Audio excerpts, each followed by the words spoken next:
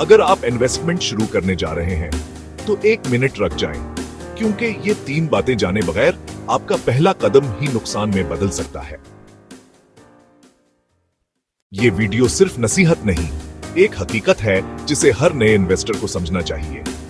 ये वीडियो इस बारे में है कि इन्वेस्टमेंट सिर्फ पैसा नहीं बल्कि सोच है, और मनी लॉजिक आपको वो सोच सिखाता है जो माली कामयाबी की बुनियाद है।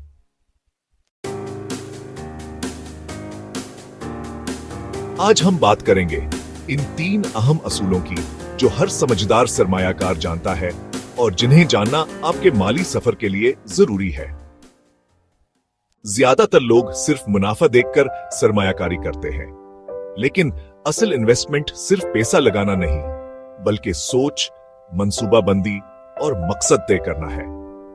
अगर मकसद वाज़ेह ना हो तो हर मौका एक खतरा बन जाता है। पहले तय करें, क्या आपका मकसद तवील मुद्दती तरक्की है या जल्दी मुनाफा या फिर पैसिव इनकम बनाना। जब मकसद वाज़ेह होगा तो फैसला भी मजबूत होगा। सरमायाकारी में नुकसान का इम्कान हमेशा रहता है, लेकिन समझदार लोग रिस्क से भागते नहीं बल्कि उसे समझकर फैसला करते हैं।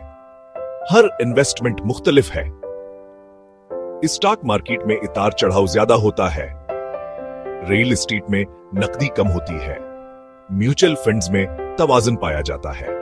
सरमायाकारी से पहले रिस्क लेवल, टाइम होराइजन और लिक्विडिटी को समझें। ये 3 लफ्ज आपके दुश्मन नहीं, आपके मुहाफिज हैं।